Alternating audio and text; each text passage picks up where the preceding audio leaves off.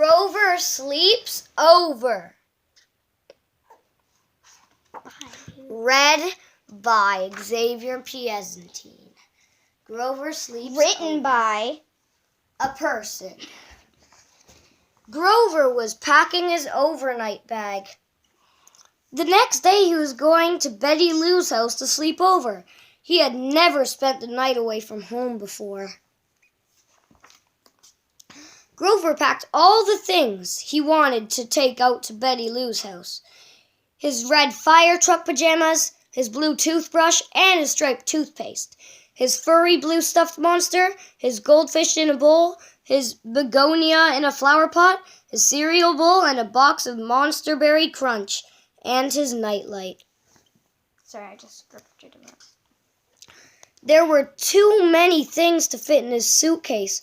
"Mommy," Grover called, "I think that I need a bigger suitcase." "Oh dear, Grover," his mommy said. "You cannot take all of this to Betty Lou's house." "But, Mommy, who will feed my goldfish?" Grover asked. "I will," said his mommy. "Who will water my begonia?" asked Grover. "I will," said his mommy. "And you won't need your cereal bowl and Monster Berry Crunch at night late at Betty Lou's either."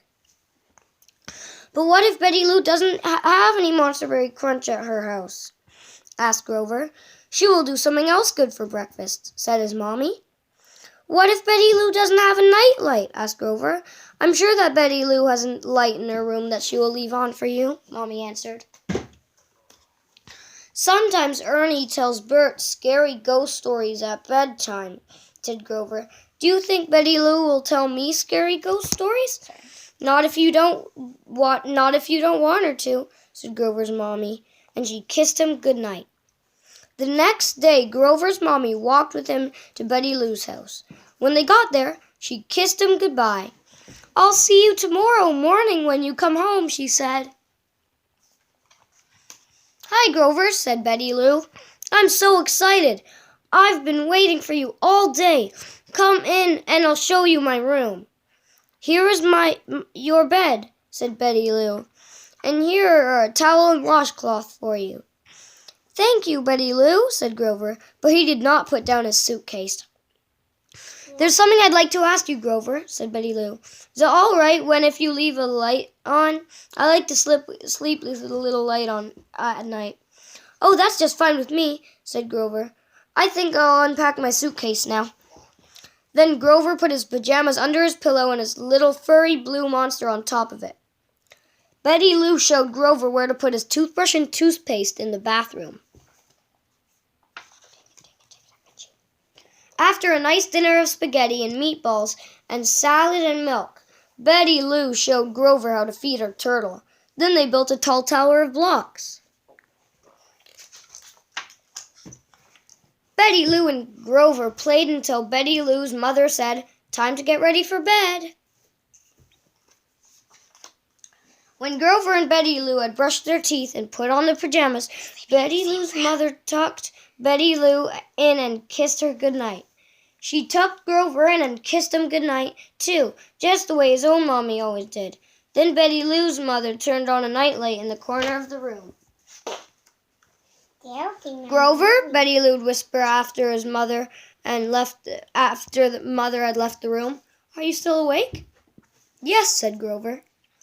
"Ernie tells Bert scary ghost stories before they go to sleep," she said. "Do you know any scary ghost stories?" "Well, not exactly," said Grover. "Do you know any scary ghost stories?" "No," said Betty Lou. "Oh, that is all right. Then we don't have to tell them," said Grover. "Good night, Betty Lou." "Good night, Grover." The next morning, Grover woke up because he felt something itching in his nose.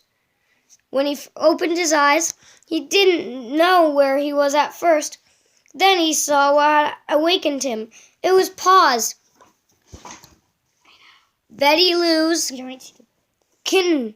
Grover looked around the room and remembered that he was at Betty Lou's house. After Grover and Betty Lou ate breakfast, they played school. They took turns being the teacher. Then they painted pictures until it was time for Grover to pack up his suitcase and go home. What are you doing? Grover's mommy was waiting for him. When he got home, she saw him and gave a big hug and a kiss. "Did you have a good time at Betty's Lou house?" she asked.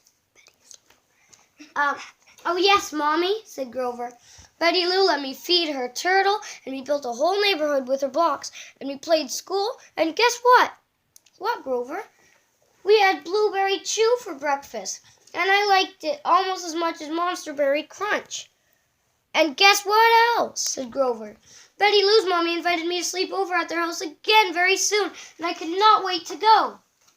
The end. Read by Jim Henson, Sesame Street Muppets. Xavier.